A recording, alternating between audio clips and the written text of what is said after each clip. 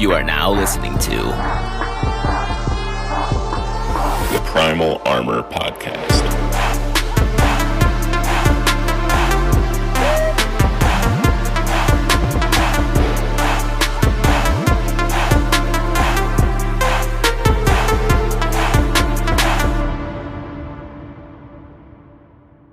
This episode is sponsored by Executive Fit LLC.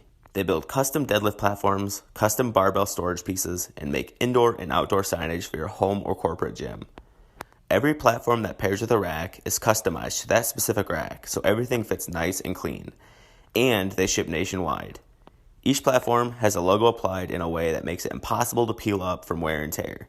They even make custom nameplates for your squat rack. Visit executivefitllc.com to request a quote and see what's available on their store. That's executivefitllc.com to upgrade your deadlift game today. Welcome back to episode 87 of the Primal Armor Podcast. This week, I want to cover what I think are the 10 best exercise movements that you can do to be the strongest and fittest person that you can be. I'm going to be ranking them in descending order from 10 all the way down to the top exercise. And I'll be describing why I think they're the most important to be in your programming and why I rank them where I did. Rounding out the top 10 is going to be the movement that I incorporate into my training multiple times a week, and that's the overhead press. I choose this movement over all other upper body pressing movements because it's the most applicable to real life, as we typically do a lot of overhead things. Think about the last time you held your arms above your head for an extended period of time to do some work. Most likely, your arms start to get tired very quickly, like working on your smoke detectors or installing a ceiling fan. You start to get tired so quick. This is why I think the overhead press is such an important exercise. It helps with mobility and the overall strength so you can keep continuing reaching overhead for years to come. Next up at number 9 is face pulls. And this is a movement I just recently added into my program, and I specifically do it every day in my warm-up. If you recall from previous episodes or previous posts of mine, I've struggled with chronic neck pain over the years. This contributed to a lot of different factors, but a huge part of it was from my rounded back and my hunched over posture. Doing face pulls every day during my warm-ups hits a different plane of my back muscles that most row movements can't hit. It hits a higher portion of the back that most people usually feel that's sore after a day of being hunched over at their work desk all day. And this is a movement that's helped me with my posture and my neck pain tremendously. And since so many people struggle with that, it's easy to throw this in the top 10 exercise. At number 8, it's a popular exercise that you see people doing on social media all the time. It's hip thrusts or glute bridges. This is a very popular movement, but it's also very beneficial. As we work our way down the list, you'll start to see why. Your glutes are the biggest and strongest muscles in the body, and we have to train them to keep them that way. They're designed to help posture, keep our knees in line, and finish the portions of some of the biggest lifts that we do. If you have weak glutes, that'll put your hips and knees at increased risk for injury. At number 7, we have bent over rows. I was once told that it isn't the people that have the biggest chest, abs, or arms that make them the strongest. It's all about who has the biggest back, glutes, and hamstrings that make them the strongest and best overall athletes. This is why bent over rows are rated so high. They're an amazing exercise to help target the upper back, and it's one of the easiest ways to load heavy weights and get the most bang for your buck compared to dumbbells, cables, and banded rows.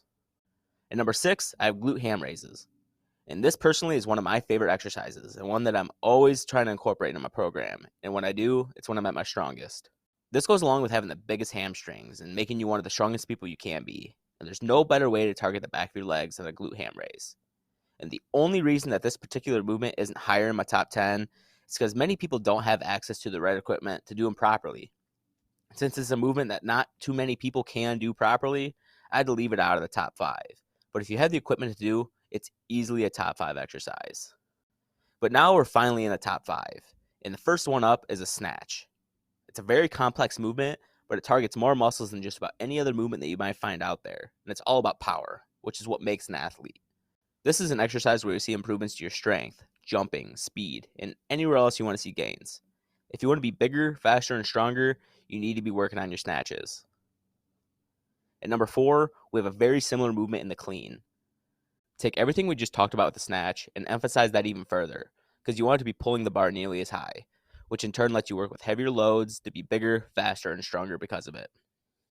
Starting into our top 3, we have the conventional deadlift. And none of that sumo garbage. If we had a top 10 worst list, then sumo would probably take the top 3 in that one. But the conventional deadlift is one of the most applicable to many of the exercises that we have listed here, especially the 2 Olympic lifts that we just talked about.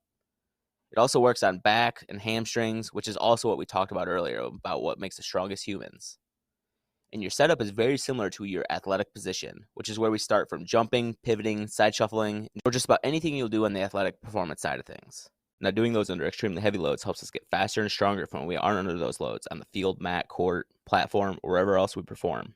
And number 2 is the walking lunge. And this is one of my highest rated exercises because of all the things it can target in one specific movement.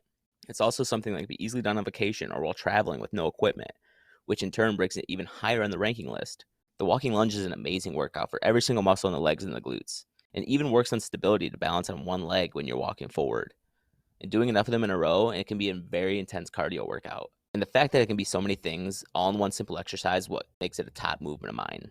And the top exercise that I think that is out there is the squat. There's so many different variations of the squat, from air squat, front squat, back squat, overhead squats, and more. It's something that you can just continually change up to bust through plateaus, and it's great for overall strength.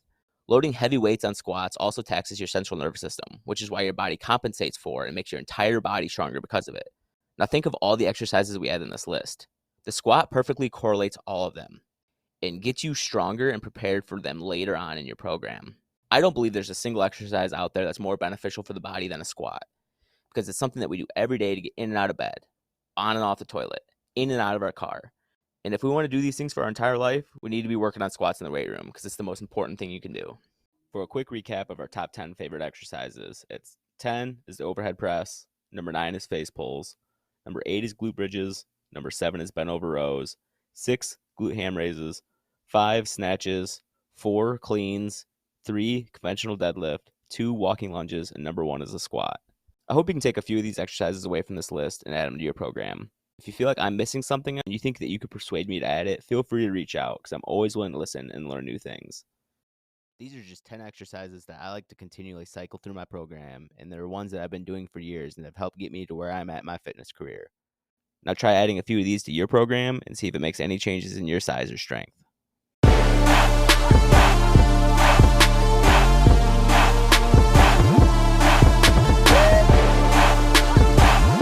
I just want to thank you for listening to today's podcast, and we'll see you back here again next week.